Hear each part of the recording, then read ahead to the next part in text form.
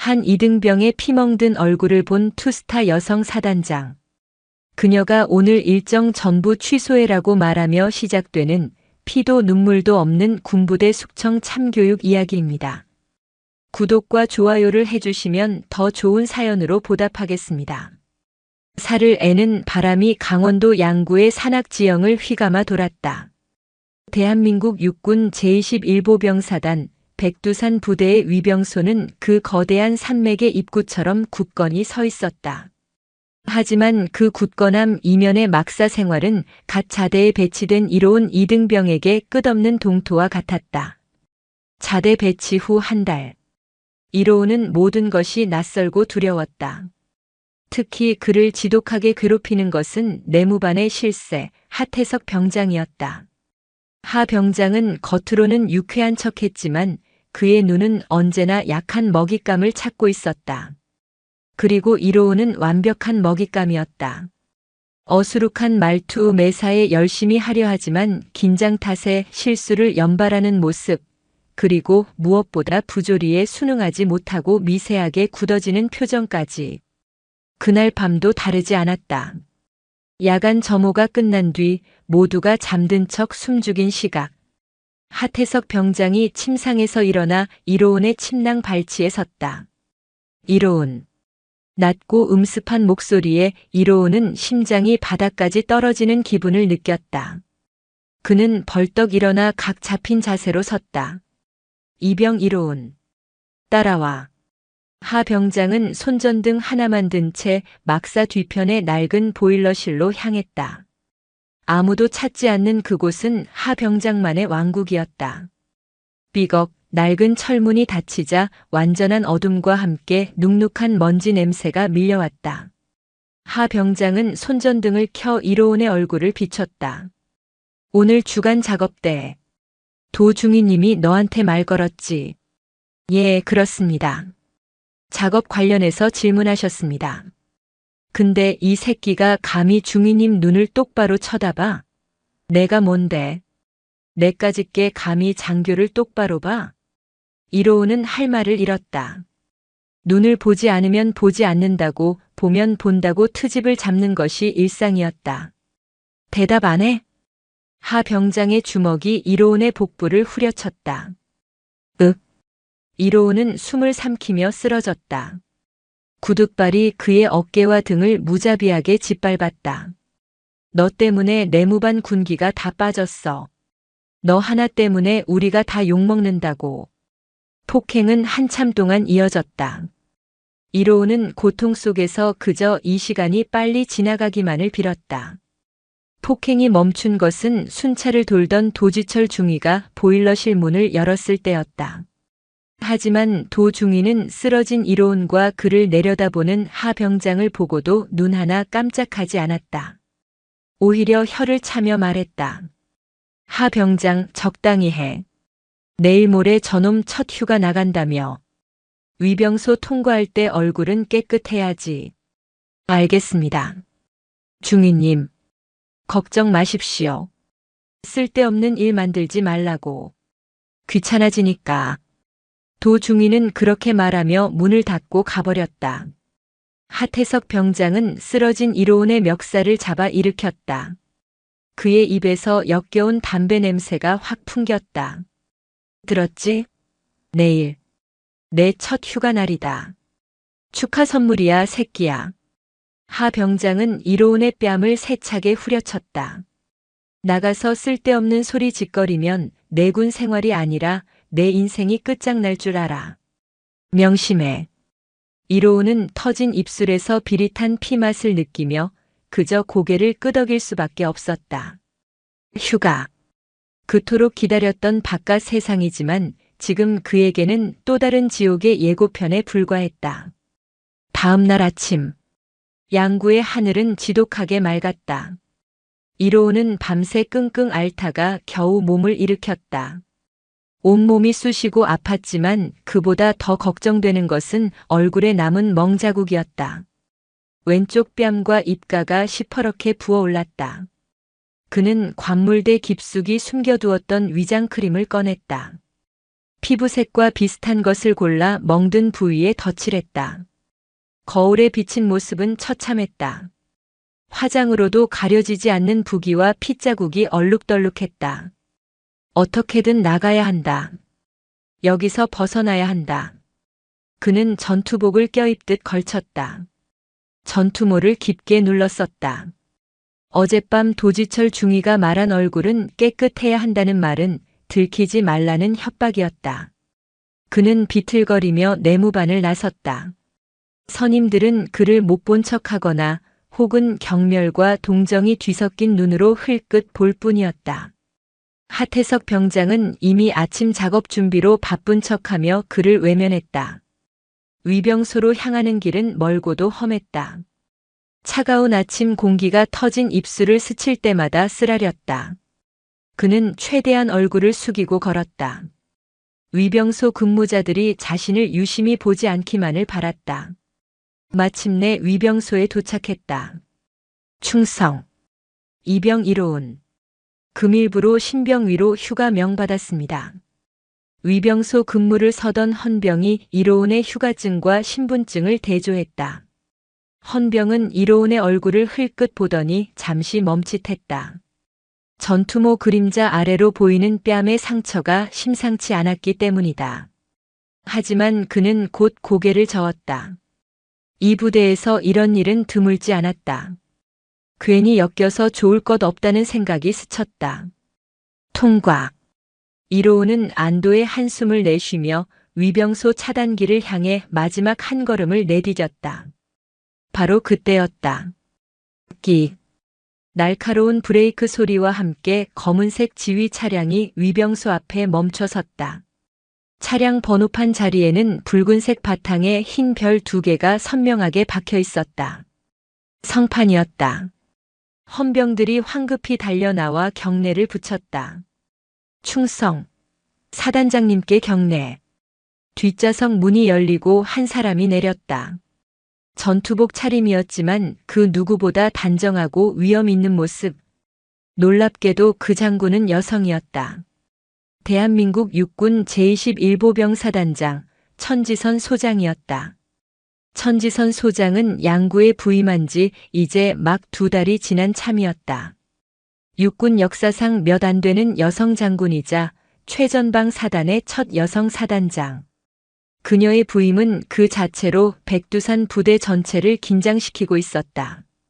그녀는 헌병의 보고를 받으며 위병소를 통과하려다 막 문을 나서려던 이로운 이등병과 눈이 마주쳤다. 아니, 정확히는 그의 얼굴에 시선이 꽂혔다. 전투모를 깊게 눌렀었지만 가릴 수 없는 뺨의 부기. 어설프게 덧바른 위장 크림 아래로 비치는 검붉은 피멍. 무엇보다 장군과 눈이 마주치자마 공포에 질려 사시나무 떨듯 떠는 그 병사의 눈빛. 천지선 소장의 날카로운 눈매가 가늘어졌다. 그녀는 산도 얼려버릴 듯한 차가운 목소리로 이로운을 불렀다. 거기 이등병. 이로운은 그 자리에 얼어붙었다. 심장이 멈추는 것 같았다. 사단장님 부르십니다. 헌병이 다급하게 외쳤다. 이로운은 기계적으로 돌아서서 경례를 붙였다. 충성. 이병 이로운. 휴가 가나? 예, 그렇습니다. 얼굴이 그게 뭔가. 이로운의 입이 떨어지지 않았다. 머릿속에서는 하태석 병장의 협박과 도지철 중위의 경고가 울렸다. 넘어졌습니다. 어젯밤에 계단에서 굴렀습니다. 준비된 거짓말이 튀어나왔다. 하지만 천지선 소장은 한 걸음 다가왔다. 그녀의 시선은 이로운의 뺨에서 터진 입술로 그리고 공포로 가득 찬 그의 동공으로 옮겨갔다. 그녀는 수많은 전장을 겪은 지휘관이었다. 단순한 사고와 잔인한 폭력의 흔적을 구분하지 못할 리 없었다. 계단에서 굴렀는데 어째서 뺨에만 정확하게 주먹 자국이 찍혀 있지? 그리고 다른 쪽 뺨은 구두 뒷굽에 찍힌 것 같은데. 양구의 계단은 참 특이한 모양이군. 이로운은 숨이 멎었다. 사단장은 정확히 알고 있었다. 다시 묻는다. 이등병. 그 얼굴 누가 만들었나? 이로운은 고개를 들지 못했다. 그가 입을 여는 순간 자신의 군 생활이, 아니 어쩌면 그 이상의 것이 끝장날 것임을 알았다. 대답 못하나. 천지선 소장의 목소리에 실망감이 스쳤다. 그녀는 이로운을 지나쳐 위병소를 통과하려던 참모들에게 말했다. 오늘 일정 전부 취소해. 예, 사단장님. 하지만 오늘은 전부 취소하라고 했다. 천지선 소장은 다시 이로운에게 고개를 돌렸다. 이등병, 너는 지금부터 나를 따라온다. 휴가는 취소다. 사단장님, 내가 여기서 이대로 나가면 넌 죽는다. 그게 내 부모님이 원하는 아들의 모습은 아닐 거다. 그녀는 이로운의 어깨를 붙잡았다. 부서질 듯 떨고 있는 연약한 어깨였다. 내가 너를 지킨다. 그러니 말해라. 누가 너를 이렇게 만들었지? 차가웠지만 단호한 목소리. 그 순간 이로운은 자신을 짓누르던 모든 공포를 뚫고 아주 작은 빛을 보았다. 그는 떨리는 입술을 겨우 열었다. 하하태석 병장입니다. 그 한마디에 백두산 부대의 거대한 산맥이 울리기 시작했다. 천지선 소장은 이로운을 자신의 지휘 차량에 태웠다. 이등병이 사단장의 차량에 동승하는 것은 부대 역사상 전무후무한 일이었다. 위병소 근무자들과 참모들은 충격으로 굳어진 채 그 광경을 지켜봤다. 차량은 사단 본부로 향했다. 천 소장은 차 안에서 단 한마디도 하지 않았다. 그녀의 얼굴은 분노로 차갑게 얼어붙어 있었다. 그것은 단순히 한 병사가 맞았다는 것에 대한 분노가 아니었다. 자신이 지휘하는 최전방 사단에서, 그것도 자신의 눈앞에서 썩어 문드러진 악습의 증거가 버젓이 휴가를 나가는 형태로 나타났다는 사실에 대한 참을 수 없는 모욕감이자 분노였다. 사단장실에 도착하자마자 천 소장은 이로운을 의무실로 보내지 않고 자신의 집무실 안쪽 대기실에 앉혔다. 그리고 즉시 사단 헌병대장을 호출했다. 지금 당장 65연대 2대대 3중대 막사 전체를 폐쇄한다. 예. 사단장님 폐쇄라니요? 영문을 모른 채 달려온 헌병대장 중령이 되물었다. 내 말이 말 같지 않나? 3중대 소속 병력 전원 그 시간부로 모든 훈련과 작업을 중지시킨다. 누구도 막사 밖으로 한 걸음도 나오지 못하게 해. 그리고 천 소장의 목소리가 더욱 낮아졌다. 3중대 하태석 병장, 그리고 당직 사관이었던 도지철 중위. 두 사람을 즉시 폭행 및 가혹행위 현행범으로 긴급 체포한다. 내 집무실로 직접 데려와. 사단장님, 증거도 없이. 증거? 천 소장이 대기실 문을 활짝 열었다. 그곳에는 전투모를 벗은 이로운 이등병이 앉아 있었다. 위장 크림으로 범벅이 된 얼굴은 끔찍했다. 핏물과 고름이 뒤엉킨 상처, 시퍼렇게 부어오른 눈두덩. 그것은 넘어진 상처가 아니었다. 저 병사가 증거다. 헌병대장은 내 명령을 이행해. 헌병대장의 얼굴이 하얗게 질렸다. 그는 즉시 무전기를 잡고 명령을 하달했다.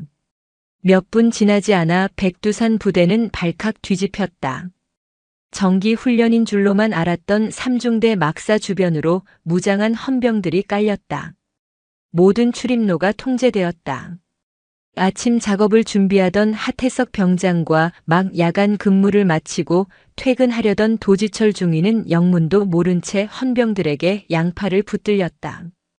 이거나 지금 뭐 하는 짓이야? 도지철 중위가 장교의 권위를 내세우며 소리쳤지만 헌병들은 묵묵히 그를 수갑으로 결박했다. 하태석 병장은 얼굴이 잿빛이 되어 부들부들 떨고 있었다. 그는 직감했다. 모든 것이 끝났다는 것을. 같은 시각 사단장실. 천지선 소장은 이로운 앞에 따뜻한 차 한 잔을 놓아주었다. 마셔라. 그리고 말해라. 처음부터 끝까지. 하나도 빼놓지 말고. 이로운은 떨리는 손으로 찻잔을 잡았다. 따뜻한 온기가 손끝을 타고 올라왔다. 그는 고개를 들어 처음으로 천지선 소장의 눈을 정면으로 바라보았다. 그 눈에는 어떤 동정이나 연민이 아닌 반드시 바로잡겠다는 강철 같은 의지가 담겨 있었다. 이로운은 입을 열기 시작했다. 자대에 배치된 첫날부터 시작된 하태석 병장의 괴롭힘. 사소한 트집으로 시작된 폭언과 폭행. 그리고 그것을 알면서도 묵인하고 심지어 부추기기까지 한 도지철 중위의 행태. 자신뿐만 아니라 다른 동기들이 겪었던 부조리까지. 그의 이야기가 이어지는 동안 헌병대에 의해 끌려온 하태석 병장과 도지철 중위가 사단장실 밖 복도에 무릎 꿇려졌다. 이로운의 이야기가 끝나자 천 소장은 이로운을 대기실에서 쉬게 한 뒤 두 사람을 집무실로 불렀다. 무릎 꿇어. 도지철 중위는 장교의 자존심에 무릎을 꿇지 못하고 버텼다. 사단장님, 적법한 절차를. 닥쳐. 천 소장의 목소리가 방안을 갈랐다. 내 놈이 말하는 적법한 절차가 병사 하나를 죽음 직전까지 몰고 가는 것이었나? 내가 입은 그 군복이 그런 짓을 하라고 국가가 입혀준 것인가? 천 소장은 책상 위에 있던 이로운의 진술서를 두 사람 앞에 집어 던졌다. 하태석 병장, 넌 저 이등병의 얼굴을 보고도 할 말이 있나?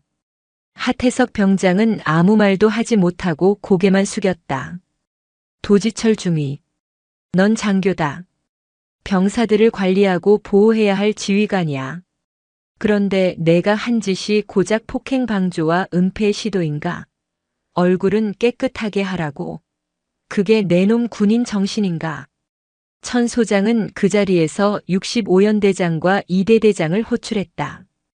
두 사람 모두 사단장이 아침부터 경로했다는 소식에 황급히 달려왔다. 연대장, 대대장. 두 사람은 저 두 인간이 저지른 짓을 알고 있었나? 송구합니다. 사단장님. 전혀.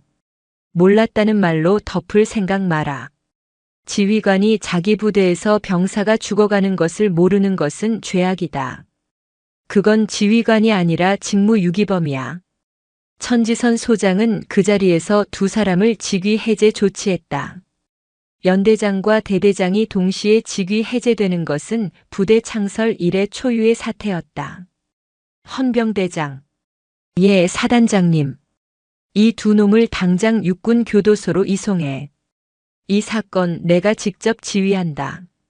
삼중대 전 병력 오늘 오후부터 1:1 전수 면담을 실시한다. 내가 직접 막사로 들어간다. 사단장님. 참모들이 경악했다.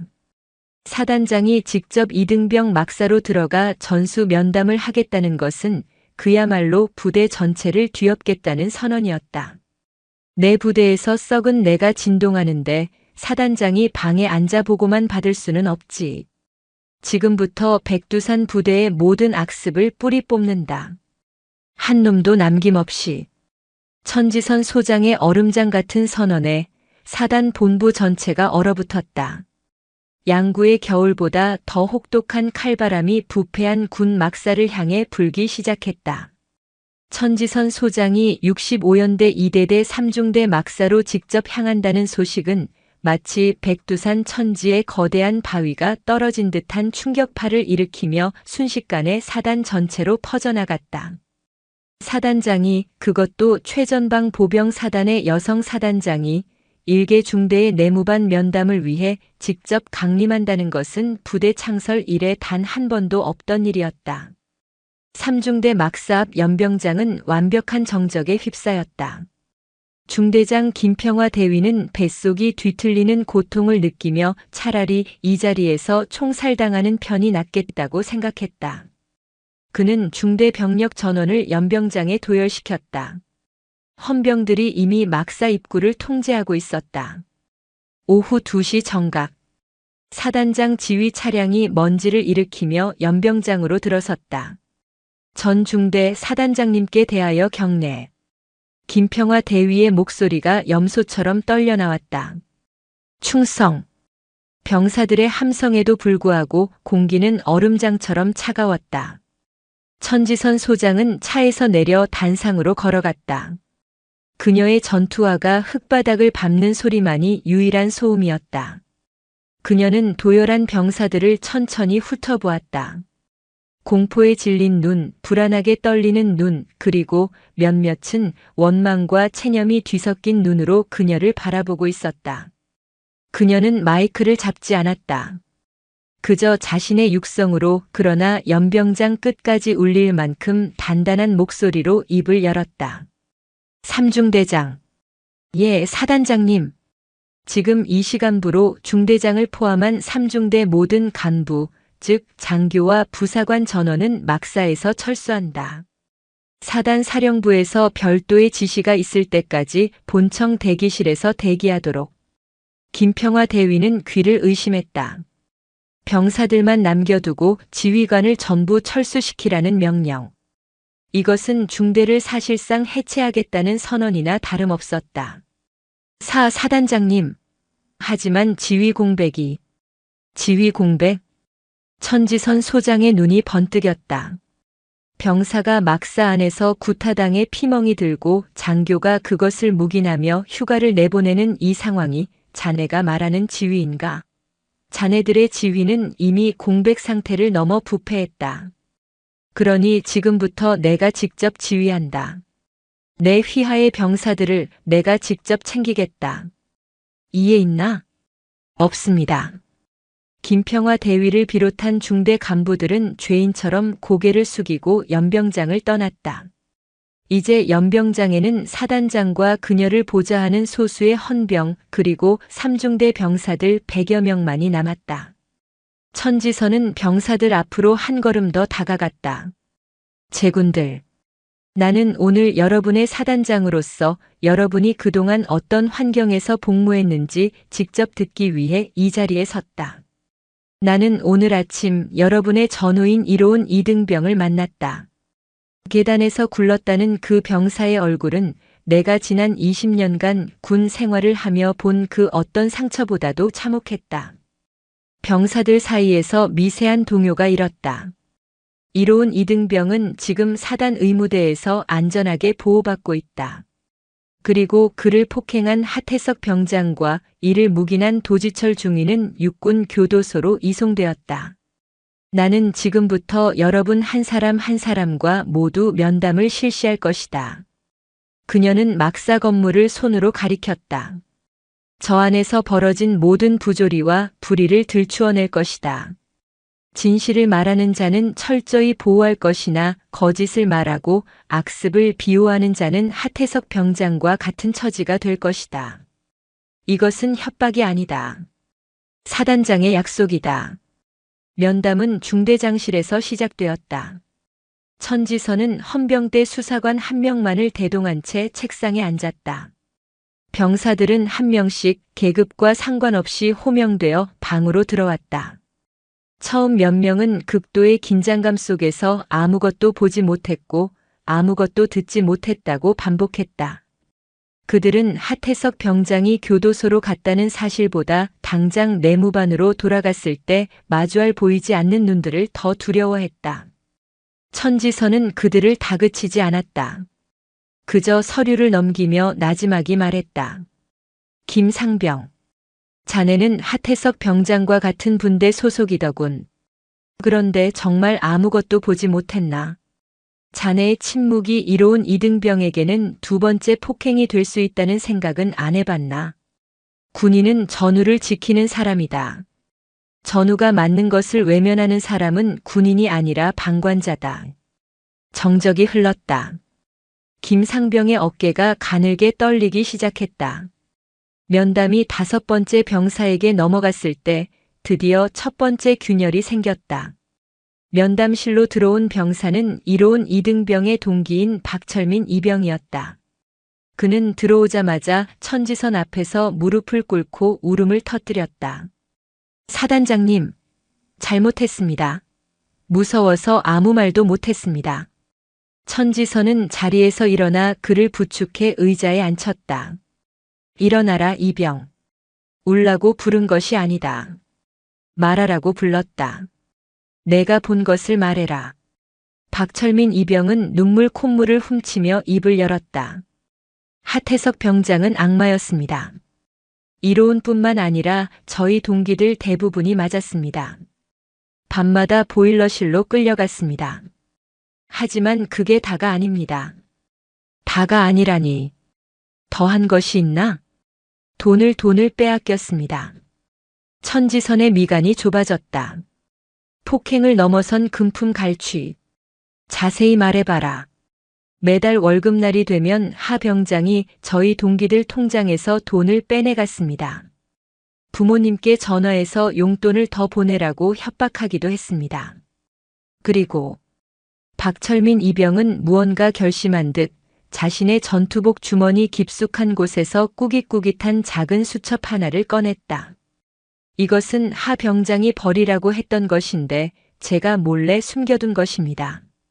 천지선은 수첩을 받아들었다. 그것은 싸구려 비닐 커버로 덮인 손바닥만 한 크기의 수첩이었다. 하지만 그 안을 펼쳐본 천지선의 얼굴은 순식간에 굳어졌다. 수첩에는 날짜와 이름 그리고 정체를 알 수 없는 숫자들이 빼곡하게 적혀 있었다.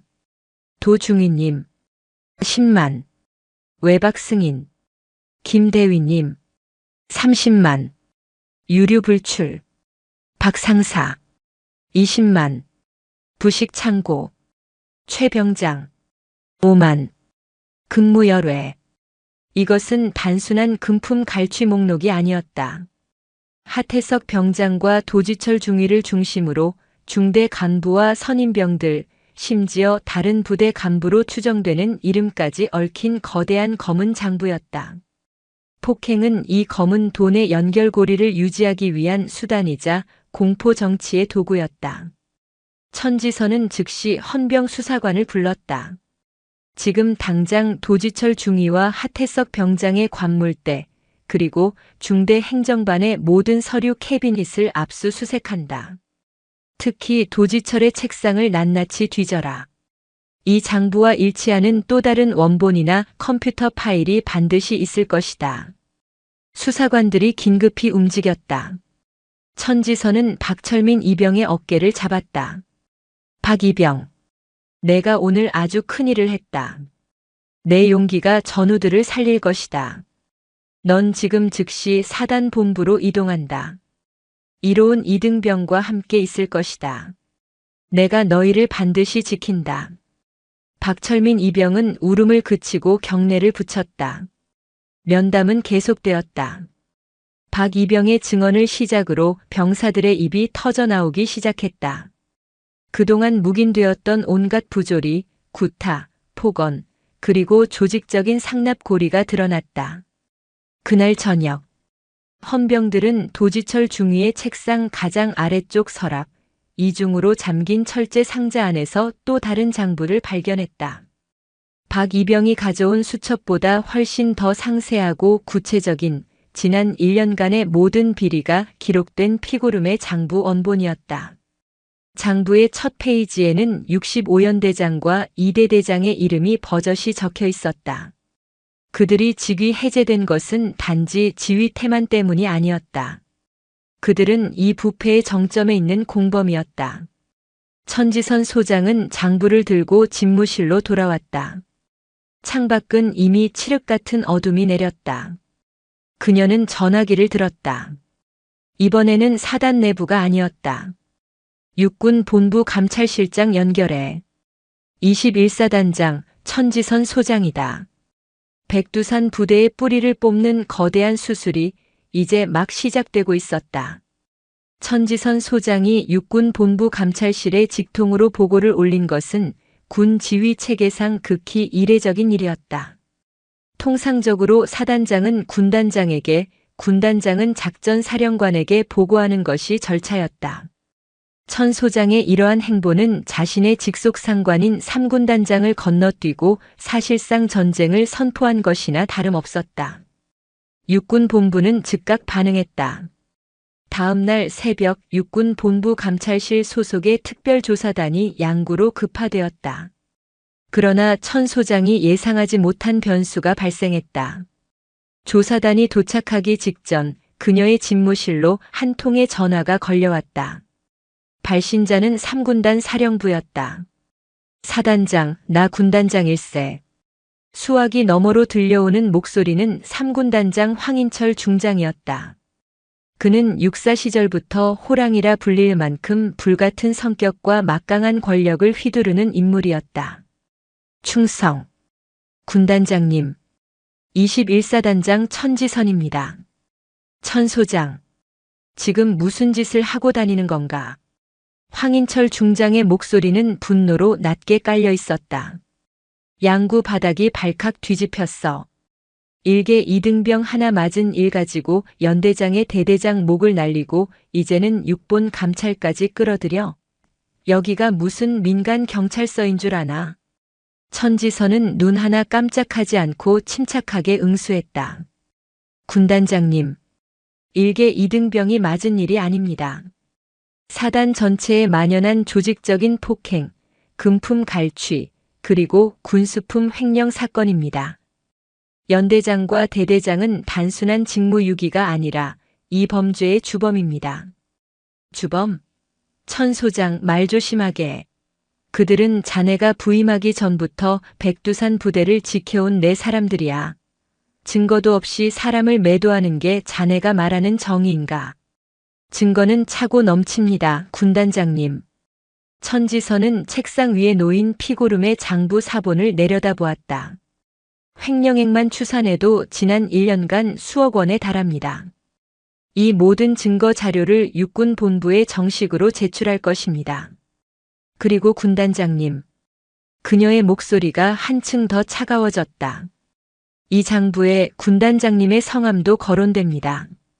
수화기 너머로 순간 정적이 흘렀다. 황인철 중장의 거친 숨소리가 들리는 듯 했다. 무슨 소린가 그게.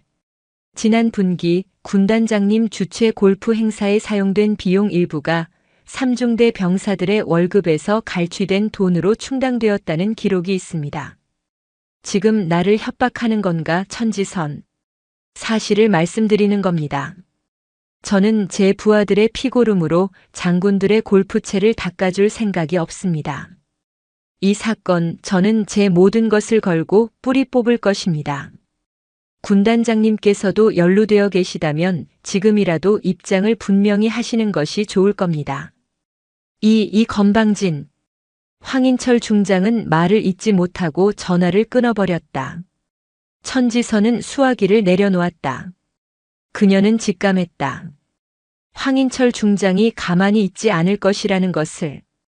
그는 육군 본부의 조사를 막기 위해 혹은 최소한 방해하기 위해 모든 수단을 동원할 것이었다. 아니나 다를까. 1시간 뒤 육군 본부 특별조사단이 도착했다. 그런데 그들의 구성이 이상했다. 육본 감찰실 인원 외에 3군단 사령부 감찰실 인원들이 합동조사 명목으로 함께 편성되어 있었다. 그리고 그 합동조사단의 단장은 황인철 군단장의 최측근으로 알려진 군단 참모장 오치균 대령이었다. 천지선은 오치균 대령을 사단장실에서 맞이했다. 오 대령은 서류를 내밀며 거만한 태도로 말했다. 사단장님, 군단장님의 지시입니다. 이번 사태로 인한 사단 내부의 동요가 심각하다고 판단, 육본 조사단과 별개로 군단 자체적으로 감찰을 실시하겠습니다. 사단장께서 확보하신 모든 원본 자료를 저희 군단 감찰실로 이관해 주십시오. 이것은 노골적인 수사 방해이자 증거 인멸 시도였다. 그들이 장부 원본을 가져가는 순간 황인철 중장과 관련된 기록들은 사라질 것이 뻔했다. 천지선은 차갑게 웃었다. 오 대령, 지금 내 방에서 장부를 강탈해 가시겠다? 여기가 아직도 당신들이 주먹구구식으로 운영하던 구멍가게인 줄 아나? 말씀이 지나치십니다, 사단장님. 이것은 정당한 상급 부대의 감찰 활동입니다. 좋다. 감찰 활동. 그렇다면 정식으로 하지. 천지선은 인터폰을 들었다. 헌병대장. 지금 당장 사단장실로 들어오게. 곧바로 헌병대장이 무장한 헌병 2명과 함께 들어왔다. 오치균 대령의 얼굴이 굳어졌다. 천 소장, 지금 이게 무슨... 오치균 대령. 나는 방금 전 이 사건의 핵심 증거 자료를 은폐하려는 시도를 포착했다. 이는 명백한 직권 남용 및 증거 인멸 교사 혐의에 해당한다. 헌병대장은 지금 즉시 오치균 대령을 현행범으로 체포하라. 예, 알겠습니다. 헌병들이 오 대령에게 다가갔다. 오 대령은 경악하며 뒷걸음질 쳤다. 사단장이 감히 군단 참모장을 체포해. 천지선, 너 미쳤어. 이건 반란이야. 반란은 내 놈들이 하고 있는 것이다. 천지선이 책상을 내리치며 포효했다. 병사들의 고혈을 빨아먹고 그것을 덮기 위해 상급부대의 권력을 이용해 수사를 방해하는 것. 그것이 바로 군법을 무시하는 반란이다. 내 놈이 지금 이 방에서 한 모든 말은 녹음되고 있다. 그리고 내 놈의 상관인 황인철 군단장에게 전해라. 육군 본부 조사단이 도착하기 전에 증거를 빼돌리려 한 이 추잡한 작태, 내가 직접 육군 참모총장에게 보고할 테니 목이나 닫고 기다리라고. 오치균 대령은 사색이 되었다. 그는 자신이 천지선이라는 여성 장군의 결기를 완벽하게 얕보았다는 것을 깨달았다. 체포해. 당장 내 눈앞에서 끌어내. 군단 참모장이 사단 헌병대에게 수갑이 채워져 끌려나가는 초유의 사태가 벌어졌다. 3군단에서 파견된 다른 감찰관들은 감히 저항할 생각도 못하고 얼어붙었다. 천지선은 이로운과 박철민이 보호받고 있는 사단 본부 의무동을 찾았다. 두 이등병은 깨끗한 병실에서 치료받고 있었다. 이로운의 멍은 아직 퍼렇게 남아있었지만 눈빛은 처음 위병소에서 마주쳤을 때의 공포가 아니라 안도감과 경외심으로 차 있었다. 괜찮나? 예, 사단장님. 괜찮습니다. 너희들이 넘겨준 그 장부 덕분에 아주 큰 놈들을 잡을 수 있게 되었다. 고맙다. 너희들의 용기가 이 썩어 빠진 부대를 바꿀 것이다. 천지선은 두 병사의 어깨를 두드려 주었다. 그녀는 다시 집무실로 돌아왔다. 진짜 싸움은 지금부터였다. 황인철 군단장이라는 거대한 그림자가 이제 천지선을 향해 모든 힘을 동원해 덮쳐올 것이었다. 그녀는 창밖의 험준한 백두산 산맥을 바라보며 결의를 다졌다. 저 산맥의 가장 깊은 골짜기에 숨은 부패의 뿌리까지 모조리 파헤쳐 태워버릴 생각이었다. 군단 참모장 오치균 대령이 사단장실에서 현행범으로 체포되어 헌병대에 구금되었다는 소식은 양구를 넘어 강원도 전역의 군부대를 뒤흔들었다. 이것은 단순히 하극상을 넘어선 21사단과 3군단 사이의 전면전 선포였다. 황인철 군단장은 자신의 집무실에서 보고를 받고 노발대발했다. 그는 당장이라도 3군단 기동 타격대를 동원해 21사단을 짓밟고 천지선을 끌어내고 싶었지만 그럴 수는 없었다. 천지선이 오치균 대령을 체포한 명분은 증거인멸 시도였고 그녀는 이미 육군 본부에 모든 녹취록과 증거를 넘긴 상태였다. 황인철 중장 역시 자신의 발목에 족쇄가 채워졌음을 깨달았다. 육군 본부는 사태의 심각성을 인지했다.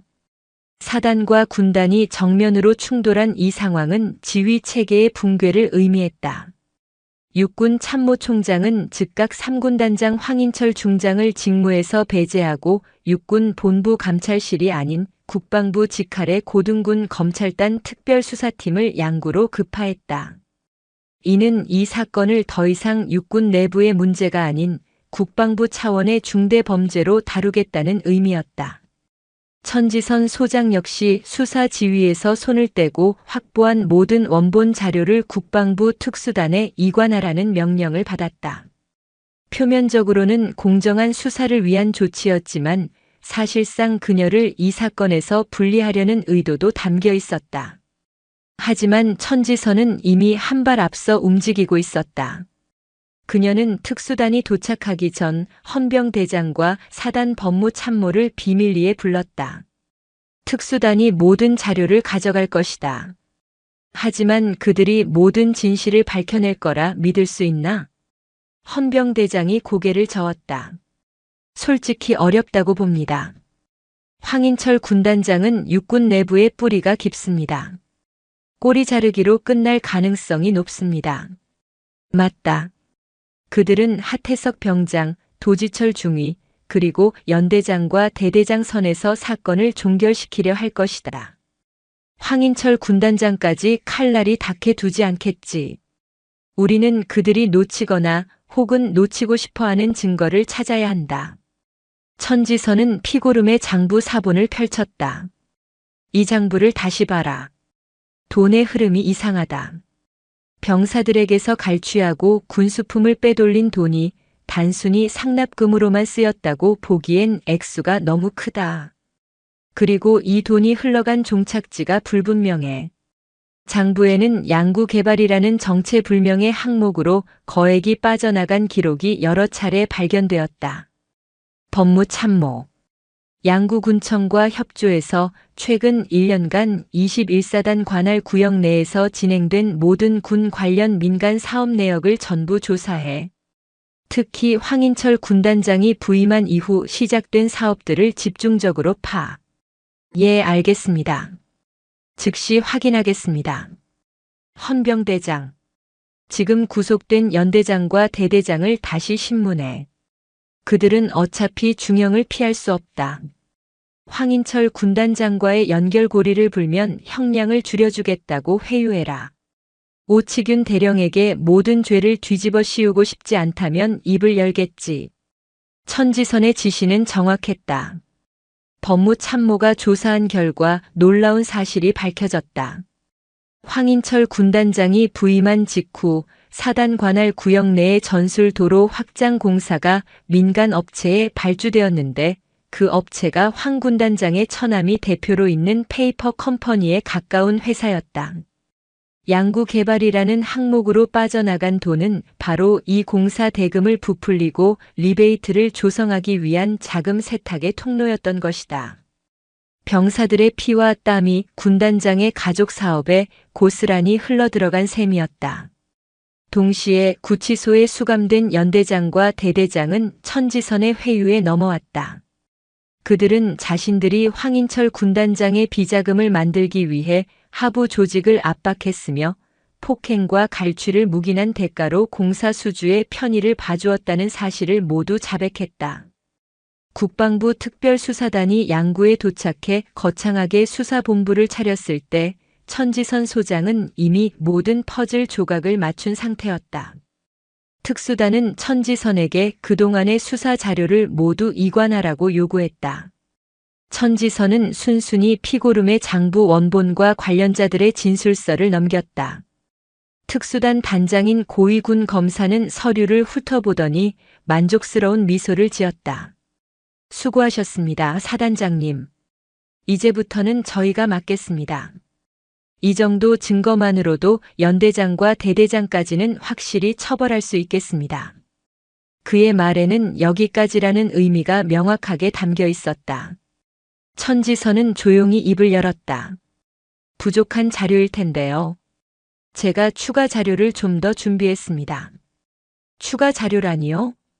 천지선이 신호를 보내자 법무참모가 두꺼운 서류철 하나를 특수단 단장 앞에 내려놓았다. 그것은 황인철 군단장의 처남이 운영하는 양구개발의 법인 등기부 등본, 군 공사 계약서 사본, 그리고 지난 1년간의 전체 계좌 거래 내역입니다. 특수단 단장의 얼굴이 하얗게 질렸다. 이걸 어떻게? 그리고 이것은? 헌병대장이 또 다른 서류철을 내밀었다.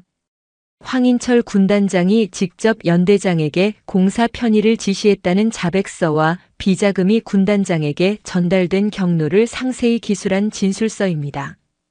연대장과 대대장 본인의 자필 서명이 모두 들어가 있습니다. 특수단 단장은 의자에 주저앉을 뻔했다. 그들은 황인철 군단장에게 칼날이 향하지 못하도록 방패막이가 되기 위해 이곳에 왔는데 천지선 소장이 이미 그들의 손에 군단장의 심장을 꿰뚫을 가장 날카로운 칼을 쥐어준 것이었다. 사단장님, 이것은 국방부 특별수사단의 명예를 걸고 성역 없는 수사를 진행해 주시리라 믿습니다. 천지선은 특수단 단장을 정면으로 응시했다. 만약 이 증거들이 누락되거나 수사가 미진하게 끝난다면 저는 이 모든 자료의 사본을 들고 청와대와 국회 국방위원회 그리고 모든 언론사를 찾아갈 것입니다. 이것은 완벽한 승리 선언이었다. 특수단은 선택의 여지가 없었다. 그들이 쥔 칼날은 이미 황인철 중장을 향해 고정되었다. 그날 오후 국방부 특별수사단은 육군 본부로 향하던 황인철 중장을 긴급 체포했다. 현직 군단장이 비리 혐의로 체포된 것은 군 역사상 유례없는 일이었다. 천지선 소장은 집무실에서 그 소식을 보고받았다.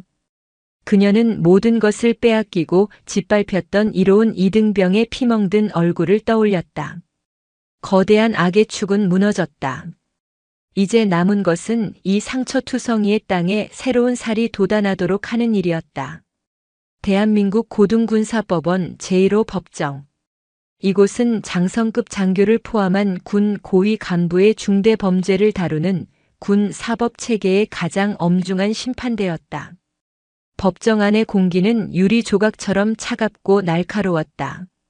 방청석은 군 관계자들과 이번 사태를 취재하기 위해 몰려든 기자들로 빈틈없이 채워져 있었다. 그들의 시선은 모두 한 곳, 피고인석을 향해 있었다. 한때 강원도의 하늘을 호령하던 3군 단장 황인철. 그는 이제 별을 모두 떼어낸 초라한 민무늬 전투복을 입고 있었다. 그의 옆으로는 한때 백두산 부대의 연대장과 대대장이었던 2명의 전직 대령, 그리고 모든 사건의 시발점이 된 도지철 전 중위와 하태석 전 병장이 나란히 앉아 있었다. 그들의 얼굴에는 일말의 오만함도 남아있지 않았다. 오직 패배와 절망, 그리고 다가올 심판에 대한 공포만이 그늘처럼 드리워져 있었다. 피고인 황인철 전 3군 단장. 피고인은 군단장 재직 시절 직권을 남용하여 군 검사의 낮고 힘있는 목소리가 법정 전체를 울렸다. 그는 황인철이 처남의 유령 회사에 군 공사를 몰아주고 그 과정에서 발생한 비자금을 조성하기 위해 어떻게 21사단을 압박했는지, 그리고 그 압박이 어떻게 하태석 병장의 폭력과 도지철 중위의 묵인이라는 괴물을 키워냈는지 조목조목 짚어나갔다. 피고름의 장부는 결정적인 증거로 제출되었다. 병사들의 월급에서 갈취된 돈이 군단장의 골프 접대비와 가족의 사치품 구매에 사용되었다는 내역이 공개될 때 방청석에서는 억눌린 탄식이 터져나왔다. 황인철은 모든 혐의를 부인했다. 그는 자신은 모르는 일이며 모든 것은 부하들의 과잉 충성, 특히 천지선 소장이 자신을 음해하기 위해 조작한 함정이라고 주장했다. 그의 변호인은 천지선 소장이 군단 참모장을 불법 체포하며 상급부대의 정당한 감찰을 방해한 점을 물고 늘어졌다. 그때 군 검사가 다음 증인을 호명했다.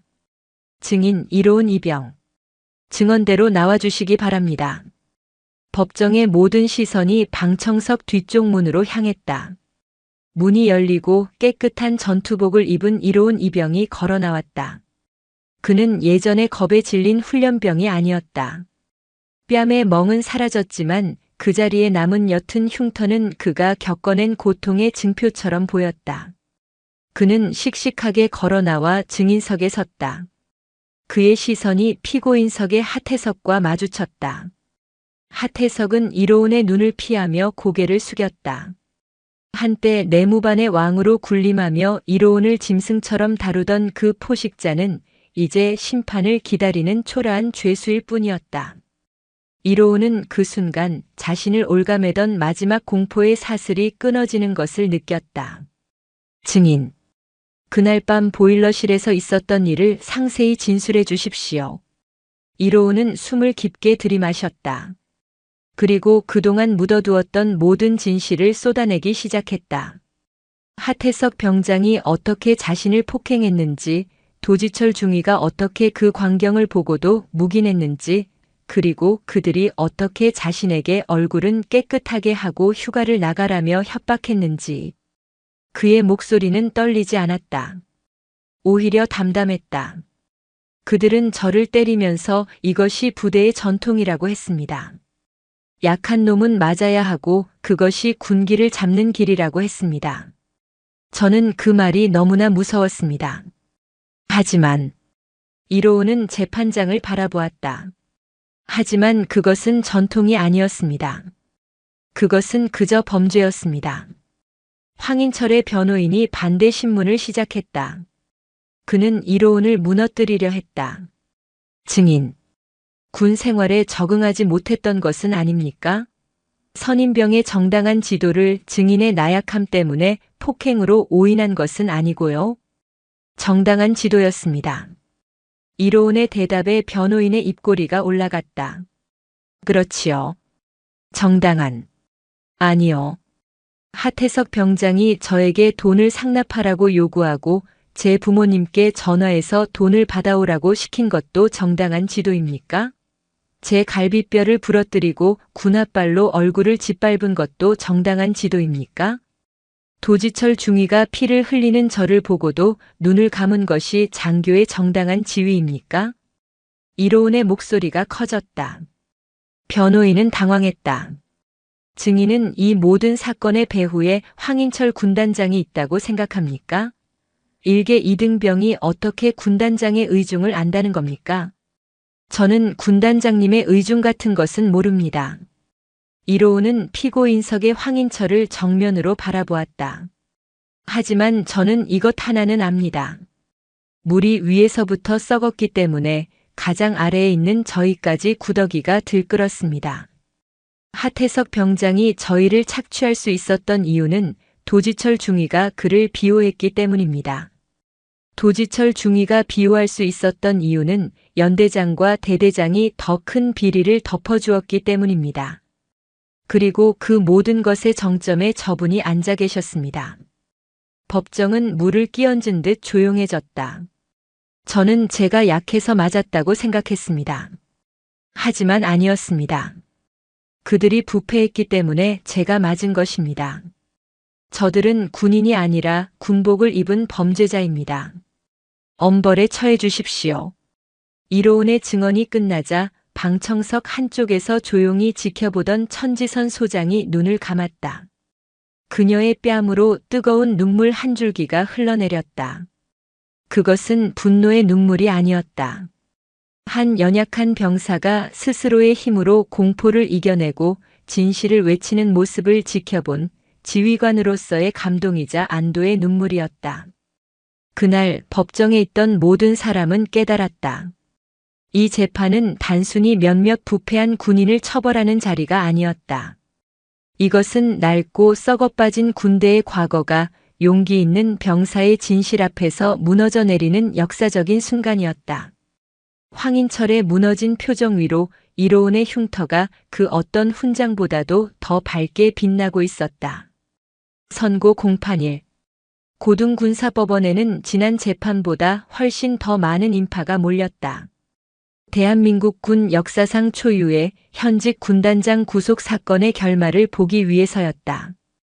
방송사 카메라들이 법원 입구를 가득 메웠고 전 국민의 시선이 양구가 아닌 이곳 군사법정으로 향했다. 천지선 소장도 방청석에 앉았다. 그녀는 굳은 표정으로 재판장의 입만을 바라보고 있었다. 이로운 이병과 박철민 이병은 그녀의 옆자리에 나란히 앉아 있었다. 지금부터 피고인들에 대한 판결을 선고한다. 재판장의 엄숙한 목소리가 울려 퍼졌다. 법정 안의 모든 사람이 기립했다. 피고인 하태석, 전 병장, 상습 폭행, 특수상해, 직권남용, 금품 갈취 혐의, 군 형법제. 재판장은 하태석의 죄목을 하나하나 나열했다. 피고인은 군 복무 중인 후임병들을 상대로 자신의 지위를 이용해 상습적인 폭행과 가혹 행위를 일삼았으며 이는 군의 기강을 무너뜨리고 전우회를 짓밟은 반인륜적 범죄이다. 이에 재판부는 피고인에게 징역 15년을 선고한다. 하태석은 15년이라는 단어를 듣는 순간 다리가 풀린 듯 주저앉으며 오열하기 시작했다. 다음 피고인 도지철, 전중희. 재판은 이어졌다. 피고인은 병사들을 보호해야 할 지휘관의 책무를 방기하고 오히려 부하의 범죄 행위를 묵인하고 방조 나아가 동조하였다. 장교로서의 명예를 실추시킨 죄질이 극히 불량하다. 이에 피고인에게 징역 20년을 선고한다. 도지철은 얼굴이 하얗게 질린 채 아무 말도 하지 못했다. 다음은 연대장과 대대장이었다. 그들 역시 군수품 횡령 및 뇌물수수, 직무유기 혐의로 각각 징역 12년과 18년이라는 중형을 선고받았다. 그리고 마침내 마지막 이름이 호명되었다. 피고인 황인철, 전 중장. 법정의 공기가 얼어붙었다. 황인철은 두 눈을 부릅뜨고 재판장을 노려보았다. 피고인은 3군을 지휘하는 군단장의 막중한 책임을 망각하고 사리사욕을 채우기 위해 군 공사를 조작하고 부하들에게 불법적인 상납을 강요하였다. 피고인의 범죄는 단순한 비리를 넘어 국가 안보의 근간을 흔드는 이적 행위에 가깝다. 재판장의 목소리에 분노가 실렸다. 군인의 명예는 계급에서 나오는 것이 아니라 청렴과 헌신에서 나오는 것이다. 피고인은 자신의 계급으로 군의 명예를 더럽혔다. 이에 재판부는 피고인 황인철에게 모두가 숨을 죽였다. 징역 40년을 선고한다. 40년. 사실상의 종신형이었다. 또한 피고인이 불법적으로 취득한 모든 범죄 수익을 몰수하며 피고인의 현 계급인 육군 중장에서 육군 2등병으로 강등한다. 별 3개가 떨어져 바닥에 나뒹구는 순간이었다. 황인철은 믿을 수 없다는 듯 포효했다. 내가 누군지 알아. 내가 이 나라를 위해 평생을 바쳤어. 이건 음모야. 천지선. 내년이 감히 나를. 그의 발악은 헌병들의 제지에 의해 가로막혔다. 그는 질질 끌려나가며 마지막까지 천지선을 향해 저주를 퍼부었다. 하지만 그 모습은 더 이상 호랑이의 포효가 아니었다. 모든 것을 잃은 자의 처절한 비명일 뿐이었다. 재판이 끝나고 법정을 나서는 천지선 소장과 이로운 이병에게 기자들이 몰려들었다. 사단장님, 승리하신 소감이 어떠십니까? 이로운 이병, 앞으로의 계획은 무엇입니까? 천지선은 이로운의 어깨를 감싸 안으며 카메라 앞에 섰다. 오늘은 승리한 날이 아닙니다. 오늘은 우리가 골마 터진 상처를 도려낸 고통스러운 날입니다. 진정한 승리는 오늘이 아니라 앞으로 우리가 만들어가야 할 부대에서 결정될 것입니다. 그녀는 이로운을 바라보았다. 이 병사의 용기가 그 시작입니다. 우리는 이 병사에게 빚을 졌습니다.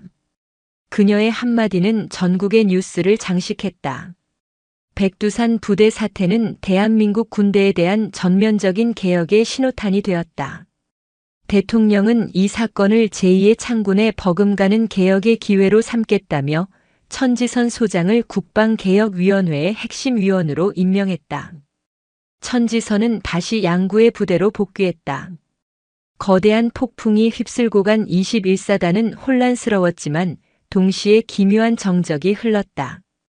그녀는 전 사단 장병을 연병장에 집결시켰다. 나는 오늘 여러분의 상관이었던 자들이 군복을 벗고 죄수복을 입는 것을 보고 왔다. 그녀의 목소리는 차가웠지만 슬픔이 배어 있었다. 그들은 군인이 아니었다. 그들은 군복 뒤에 숨어 국가와 전우를 배신한 배신자였다. 우리는 오늘 그들을 잃은 것이 아니라 우리 몸에 붙어있던 암세포를 떼어낸 것이다. 그녀는 병사들을 하나하나 둘러보았다. 이제부터 백두산 부대는 다시 태어난다. 내가 여러분에게 약속한다. 이곳에는 그 어떤 부조리도 폭력도 불의도 용납되지 않을 것이다. 지휘관은 병사를 인격으로 대우하고 병사는 지휘관을 신뢰하는 부대. 강한 훈련과 따뜻한 전우애가 공존하는 부대. 그것이 내가 만들고자 하는 진짜 백두산 부대다. 그녀는 주먹을 불끈 쥐었다. 우리의 적은 휴전선 너머에만 있는 것이 아니다. 우리 내면의 안일함, 우리 조직의 부패 역시 우리의 적이다. 나와 함께 이 싸움에서 승리하자. 그래서 언젠가 여러분이 전역하는 날, 나는 백두산 부대에서 복무했다는 사실이 여러분 인생의 가장 큰 자부심이 되도록 만들자. 와! 연병장을 가득 메운 함성은 이전의 그 어떤 함성보다도 뜨겁고 진실했다. 그것은 썩은 뿌리가 뽑힌 자리에 새로운 희망이 움트기 시작했음을 알리는 백두산의 우렁찬 외침이었다. 혹독했던 양구의 겨울이 물러가고 백두산 자락에도 어김없이 봄이 찾아왔다. 얼어붙었던 땅을 뚫고 연초록 새싹들이 고개를 내밀었다. 21사단은 천지선 소장의 선언 이후 그야말로 상전벽해와 같은 변화를 겪고 있었다. 이로운 이병과 박철민 이병은 국방부로부터 명예 전역을 제안받았다. 그들의 용기 있는 행동을 치하하고 그들이 겪은 정신적 충격을 고려한 배려였다. 사회는 그들을 영웅으로 불렀고 그들이 당장 군복을 벗는다 해도 누구도 비난하지 않을 터였다. 두 사람은 천지선 소장의 집무실을 찾았다. 사단장님, 저희는 제안을 거절하기로 했습니다. 이로운이 먼저 입을 열었다. 그의 눈빛은 더 이상 위병소에서 마주쳤던 겁에 질린 눈빛이 아니었다. 명령만 내리신다면 저희는 원래 복무하던 65연대 2대대 3중대로 돌아가고 싶습니다. 천지선은 놀란 표정으로 그들을 바라보았다. 이 병장, 무슨 생각인가? 자네는 그곳은 자네에게 끔찍한 기억만 남은 곳이다. 굳이 그 상처를 다시 마주할 필요는 없어. 자네들은 이미 군인으로서 할 수 있는 가장 위대한 일을 해냈다. 아닙니다, 사단장님. 이번에는 박철민 이병이 말했다. 저희가 여기서 도망치듯 군복을 벗는다면 저희는 평생 피해자로만 기억될 것입니다. 하태석 같은 인간들에게 군 생활을 망가진 불쌍한 놈들로 남고 싶지 않습니다. 저희는 피해자가 아니라 대한민국 육군 보병 2등병입니다. 이로운이 말을 이었다. 그날 위병소에서 사단장님을 만나지 못했다면 저는 아마 비겁하게 도망쳤거나 아니면 극단적인 선택을 했을지도 모릅니다. 사단장님께서 제게 두 번째 군 생활을 주셨습니다. 그리고 저희가 목격했습니다. 부대가 변하고 있는 것을요. 저희는 그 변화의 한가운데에서 저희의 두 발로 당당하게 서서 만기 전역을 하고 싶습니다. 그것이 저희가 스스로의 명예를 회복하는 유일한 길입니다. 천지선은 한동안 아무 말도 하지 못했다. 그녀는 두 젊은 군인의 얼굴을 번갈아 바라보았다. 그들의 얼굴에는 두려움이 아닌 상처를 이겨낸 자만이 가질 수 있는 굳은 결의가 서려 있었다. 그녀는 자리에서 일어나 두 사람에게 거수 경례를 붙였다. 자랑스럽다. 너희 같은 병사들과 함께 복무할 수 있어서 내가 사단장으로서 무한한 영광이다. 좋다. 너희의 뜻을 존중한다. 삼중대로 복귀하는 것을 명한다. 대신 내가 한 가지 약속하지.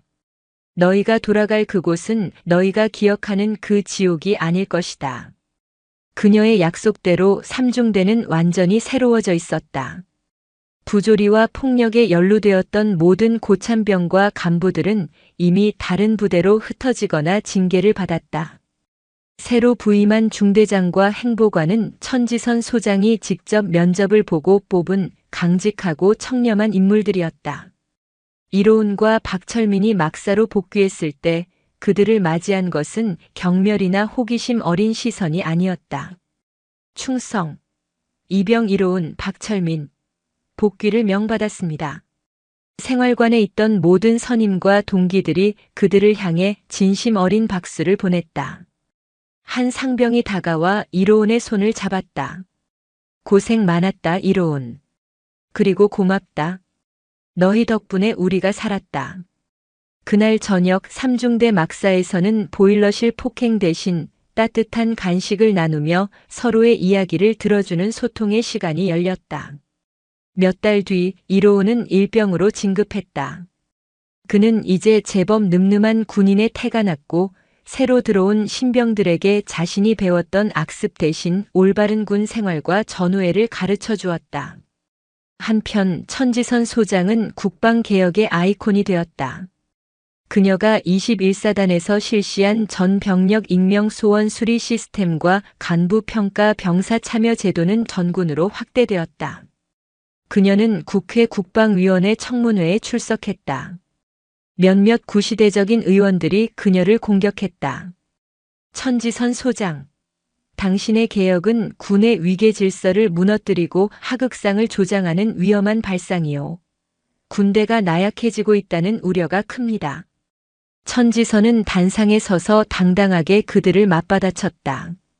의원님, 군대를 나약하게 만드는 것은 병사들의 인권을 존중하는 것이 아니라 부하를 소모품으로 여기는 지휘관의 오만과 부패입니다. 진정한 강군은 무자비한 통제에서 나오는 것이 아니라 상호 존중과 신뢰에서 나옵니다. 내 부하가 내 뒤에서 나를 향해 총을 겨눌지도 모른다는 공포가 아니라 내 전우가 내 등을 지켜줄 것이라는 확신. 그것이 대한민국 군대가 나아가야 할 길입니다. 그녀의 연설은 전국에 생중계되었고 국민들의 압도적인 지지를 받았다. 그해 가을이 깊어진 어느 날, 이로운 일병은 야간 근무를 서기 위해 위병소로 향했다. 그가 처음 지옥을 마주했던 바로 그 장소였다. 그는 전투모를 고쳐 쓰고 소총을 고쳐 맸다. 그때 저 멀리서 익숙한 성판을 단 지휘 차량이 다가왔다. 이로운은 가슴이 뜨거워지는 것을 느꼈다. 그는 차량이 멈추기도 전에 자신의 온 힘을 다해 구령을 외쳤다. 충성. 근무 중 이상 없습니다. 차량의 뒷좌석 창문이 내려가고 천지선 소장의 모습이 드러났다. 그녀는 훈련을 마치고 복귀하는 길이었다. 고생 많다, 이일병. 춥지는 않고 괜찮습니다. 사단장님. 이로운은 그 어떤 두려움도 없는 가장 맑고 힘찬 눈으로 자신의 지휘관을 바라보았다. 천지선은 그런 그를 보며 따뜻하게 미소 지었다. 그녀는 말없이 창문을 올리고 이로운을 향해 조용히 경례를 붙였다. 이로운 역시 그녀를 향해 완벽한 경례를 올렸다. 차가 위병소를 통과해 사라질 때까지 이로운은 그 자세를 풀지 않았다. 칠흑 같은 양구의 밤하늘 아래 한때 피멍으로 얼룩졌던 위병소는 이제 서로를 신뢰하는 지휘관과 병사의 경례가 오가는 대한민국 육군의 가장 명예로운 초소가 되어 있었다. 시간은 흐른다. 강원도 양구의 혹독한 겨울바람을 견뎌낸 백두산 부대에도 새로운 계절이 쌓여갔다. 천지선 소장의 강철 같은 의지 아래 부패의 뿌리가 뽑힌 자리에는 투명하고 강인한 새로운 군 기강이 뿌리내리기 시작했다. 그로부터 1년이 흘렀다. 이로운은 더 이상 겁에 질린 이등병이 아니었다. 그의 어깨는 굳건해졌고 눈빛은 깊어졌다. 그는 이제 분대장이 되어 자신의 어깨에 녹색 견장을 단 이로운 병장이 되어 있었다. 그가 한때 지옥이라 여겼던 65연대 2대대 3중대는 이제 전군에서 가장 모범적인 중대로 손꼽히는 부대가 되어 있었다. 그해 가을 백두산 부대는 창설 이래 가장 중요한 시험대에 올랐다. 바로 인제에 위치한 육군과학화전투훈련단 일명 KCTC에서의 쌍방훈련이었다. 이곳은 대한민국 육군에서 가장 실전에 가깝고 혹독하기로 이름난 곳으로 한 부대의 전투력을 가감없이 저울질하는 거대한 평가의 장이었다. 천지선 소장은 부대 전체의 명운을 걸고 이 훈련에 임했다. 지난 1년간 그녀가 추진해온 개혁이 그저 서류상의 구호가 아니라 실전적인 전투력 향상으로 이어졌음을 증명해야 했다. 황인철의 몰락 이후에도 여전히 군 내부에는 그녀의 방식을 군기를 무너뜨린 유약한 처사라 비난하는 보이지 않는 적들이 존재했다. 훈련 3일차 야간 산악 전투. 이로운 병장의 분대가 핵심 고지를 탈환하는 임무를 맡았다. 어둠 속에서 마일즈 장비의 경고음이 비명처럼 울려 퍼졌다. 전문 대항군의 거센 저항에 분대원들이 전진하지 못하고 바위 뒤에 몸을 숨겼다. 분대장님, 화력이 너무 강합니다. 전진이 불가능합니다. 신병이 고개를 못 듭니다. 분대원 중 가장 막내인 김일병이 사시나무 떨듯 떨며 총구만 내민 채 엎드려 있었다. 그 모습은 1년 전 보일러실에서 공포에 질려있던 이로운 자신의 모습과 정확히 겹쳐 보였다. 만약 이곳이 하태석이 지휘하던 부대였다면 당장이라도 욕설과 함께 군홧발이 날아왔을 것이다. 이 새끼가 빠져가지고라는 폭언이 그의 공포를 짓눌렀을 것이다.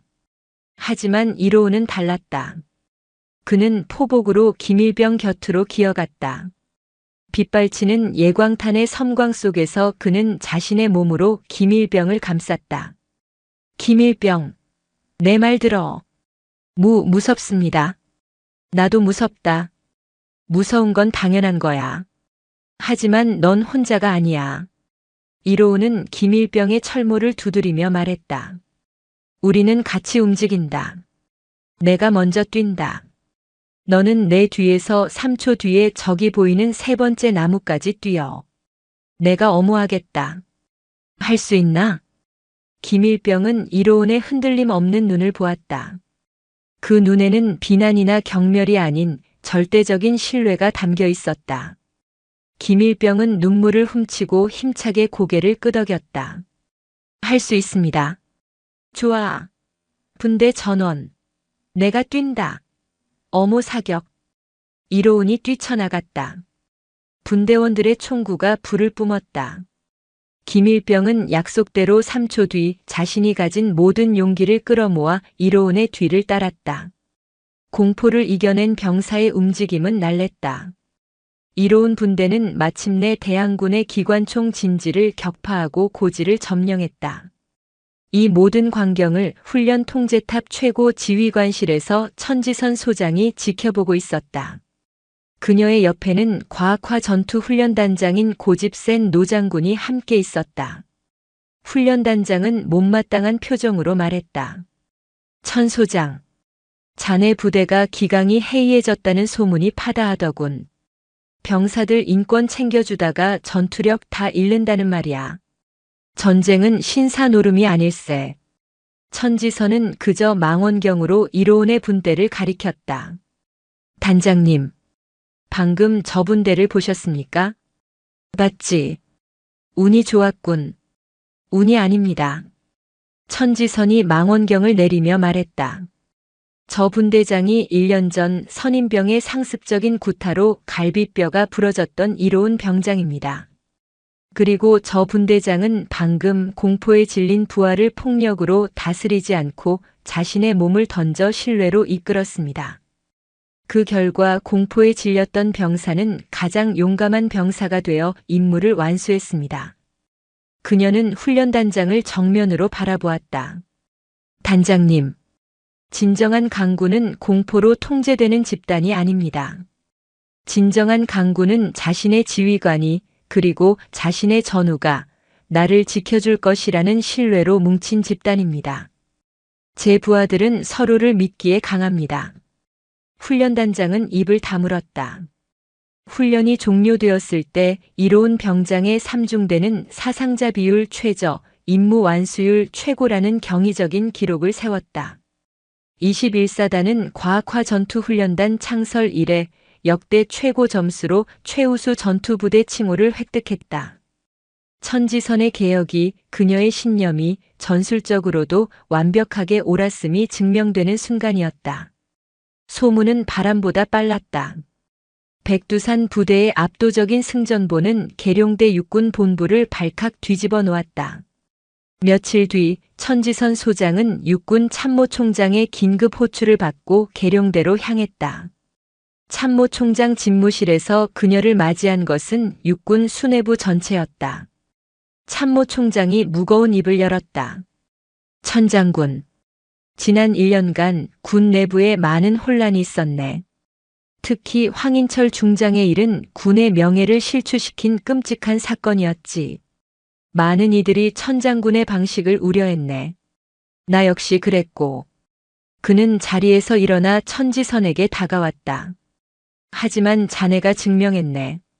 과학화 전투 훈련단에서 보여준 21사단의 전투력은 우리 육군이 나아가야 할 방향을 명확히 제시했어. 부패를 척결하는 것이 곧 전투력 향상이라는 것을 말일세. 참모총장은 책상 위에 놓인 명령서를 집어들었다. 이에 대한민국 육군은 천지선 소장을 육군 중장으로 진급시킨다. 천지선의 눈이 커졌다.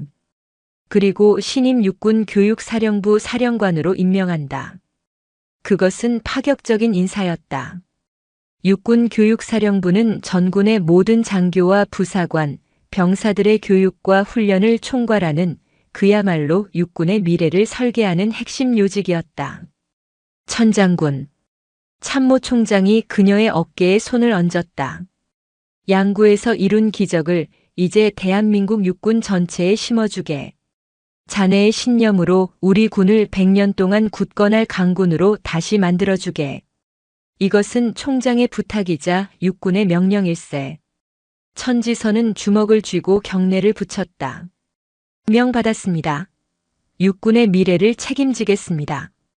그녀의 가슴은 뜨거웠다. 이것은 개인의 영광이 아니었다. 이로운의 피멍, 박철민의 용기, 그리고 썩은 관행에 고통받았던 수많은 이름 없는 병사들의 눈물이 만들어낸 값진 결과였다. 다시 시간이 흘러 이로운 병장의 저녁일이 다가왔다. 그의 군 복무 마지막 날. 그는 말끔하게 다려진 저녁복을 입었다. 지난 2년에 가까운 시간 동안 정들었던 관물대를 정리했다. 한때는 그토록 벗어나고 싶었던 곳이었지만 이제는 그의 청춘이, 성장이, 그리고 승리의 기억이 고스란히 담긴 곳이 되었다. 저녁식은 조촐했지만 따뜻했다. 중대장과 간부들이 그의 손을 잡아주며 사회에서의 건투를 빌었다. 이 병장, 아니 이로운 예비역. 자네는 우리 중대의 전설이었네. 고생 많았어. 그를 따르던 후임병들은 눈물을 글썽였다. 특히 과학화 전투 훈련에서 그가 구해줬던 김일병은 펑펑 울며 그를 안았다. 분대장님 정말 감사했습니다. 평생 잊지 않겠습니다. 분대장님처럼 멋진 군인이 되겠습니다. 이로운은 웃으며 그들의 어깨를 두드려 주었다. 울지 마라. 다들 몸 건강히 복무하고 이제 이곳은 너희들이 지켜야 한다. 서로 믿고 서로 아껴주면서. 모든 작별 인사를 마치고 그는 위병소를 향해 걸었다. 전역증이 든 가방이 가볍게 흔들렸다. 그가 처음 양구 땅을 밟았던 그 위병소. 그가 피멍이 든 얼굴로 절망 속에 서 있던 그 위병소. 그가 천지선 소장이라는 기적을 만났던 그 위병소. 이제 그는 그 문을 당당하게 걸어 나가려 하고 있었다. 위병소 근무 헌병에게 저녁 신고를 하려던 바로 그 순간이었다. 익숙한 검은색 지휘 차량 한 대가 위병소 앞에 멈춰 섰다. 하지만 성판은 별 2개가 아니었다. 빛나는 별 3개가 육군 중장의 위용을 뽐내고 있었다.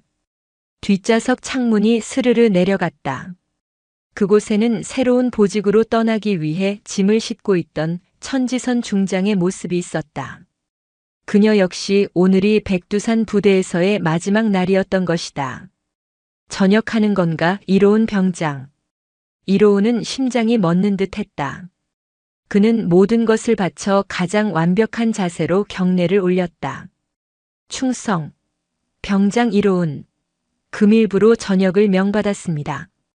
천지선 중장은 차에서 내렸다. 그녀는 이로운의 앞에 마주 섰다. 한때 공포에 질려 눈도 마주치지 못했던 이등병은 이제 자신과 당당히 시선을 맞추는 늠름한 예비역 병장이 되어 있었다. 이 병장. 아니, 이제는 이로운 군이라고 불러야겠군. 그녀의 목소리는 따뜻했다. 자네가 내게 그리고 이 군대에 가르쳐준 것이 많았네. 진정한 용기가 무엇인지, 왜 우리가 군복을 입어야 하는지 그 근본적인 이유를 자네가 일깨워 주었어. 고맙네. 이로운의 눈시울이 뜨거워졌다. 아닙니다, 사령관님. 사령관님께서 제 인생을 구해주셨습니다. 저에게 다시 살아갈 용기를 주셨습니다. 저야말로 평생 이 은혜를 잊지 않겠습니다. 천지선은 미소를 지었다. 우리는 서로를 구한 걸세. 이제 나가서 자네의 삶을 힘껏 살아가게. 자네는 그럴 자격이 충분해. 어디에서 무엇을 하든 백두산 부대에서 보여준 그 용기를 잊지 말게. 그것이 내가 자네에게 내리는 마지막 명령이다. 명심하겠습니다. 이로운은 다시 한번 허리를 꺾어 경례했다. 천지선 중장은 대한민국 육군의 삼성 장군은 한 명의 예비역 병사를 향해 조금의 흐트러짐도 없이 완벽한 거수경례로 답했다. 충성. 잘 가게 나의 전우. 이로운은 뒤를 돌았다. 그는 위병소의 차단기를 지나 사회를 향해 첫걸음을 내디뎠다. 그는 단 한 번도 뒤돌아보지 않았다. 그의 앞에는 이제 그 어떤 시련이 닥쳐도 이겨낼 수 있다는 자신감과 희망만이 가득했다. 천지선은 그가 완전히 사라질 때까지 그 자리에 서서 그 뒷모습을 지켜보았다. 그녀는 다시 차에 올랐다. 출발하게. 계룡대로. 차량은 백두산 부대를 뒤로하고 남쪽을 향해 달리기 시작했다. 한 사람은 썩어 문드러진 과거를 이겨내고 자신의 미래를 향해 걸어나갔고, 한 사람은 그 용기를 가슴에 품고 대한민국 육군 전체의 미래를 만들기 위해 나아갔다. 그날 양구의 하늘은 그 어느 때보다 높고 푸르렀다. 그것은 절망의 땅에서 피어난 희망의 색이었고, 스스로를 벼려낸 강철만이 뿜어낼 수 있는 눈부신 빛이었다.